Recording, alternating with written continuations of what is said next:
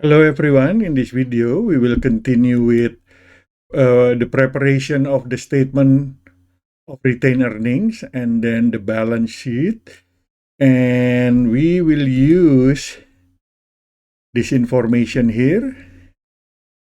Beginning retained earnings 9440, so we have 9440. And then retained earnings will go up with the net income. We already calculated our net income, 4,860. Okay, minus the dividends. Dividends is the portion of net income that is paid out to the shareholders, $3,000. Okay, so we know that the ending retained earnings at the end of the fiscal year is 11,300. So we're done with the statement of retained earnings, and this information will be reported here in the balance sheet as retained earnings ending balance 11,300. Okay. And then we are going to start preparing the balance sheet. This is a classified balance sheet. That means the assets are divided into two groups: current assets and long-term assets. Property, plant, and equipment are long-term assets. The liabilities are divided into current liabilities and long-term liabilities. Current liabilities will have to be paid in 1 year. Long-term liabilities takes longer to be paid. 5 years, 6 years, anything beyond 1 year. And then at the bottom of the right-hand side of the balance sheet, we have shareholders' equity that consists of the common stock from issuing stocks and the retained earnings here. Okay, so let's start with the current assets, which is cash. If we go to the balance sheet accounts here, these are the information available. Cash is 2,500. Accounts receivable is created when we provide a service to the customer or we sold products to the customers, but the customers didn't pay us on cash at the time and delay the payment, so we will be paid in the future. That's accounts receivables, 4,200. Inventories are items that we buy and sell for merchandising companies. This is the main business, selling inventories. We don't really have inventories for service industries. Okay, so we can calculate the total current asset, $9,000. And then property, plant, and equipment, we are having land, 12,100. Equipment, 21,000. Accumulated depreciation, this is a portion of long-term debt, long-term assets that have been used, that have been depreciated. We're going to talk about depreciation later. So this is the accumulated portion of the depreciation expense we saw on the income statement. Accumulated depreciation is a contra account. That means it's reported under equipment, but the value is negative. So it reduces the cost of the equipment to the net book value of the equipment. Okay, so accumulated depreciation is 5,800. See, this is negative. Okay, so the total property, plant, and equipment is $27,300. And then we have intangible assets. Intangible assets are assets that do not have physical substance, like copyright, patent, goodwill, Okay, they reported below the long-term asset or property, plant, and equipment.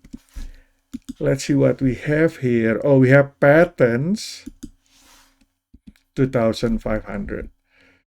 So the total asset would be the total intangible asset plus property, plant, and equipment plus the current asset, 38,800.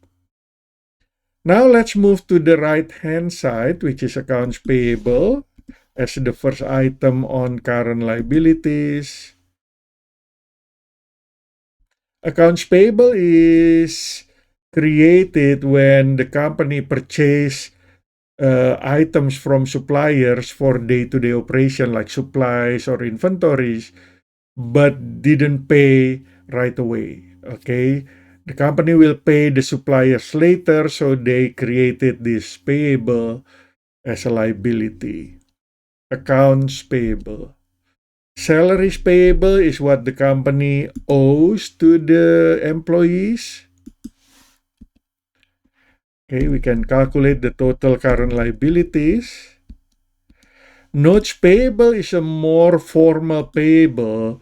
It's not usually from day-to-day operation. It's usually long-term. It often carries interest and longer term and larger amount. That's why it's a contract, written contract, as opposed to accounts payable that results from regular transactions.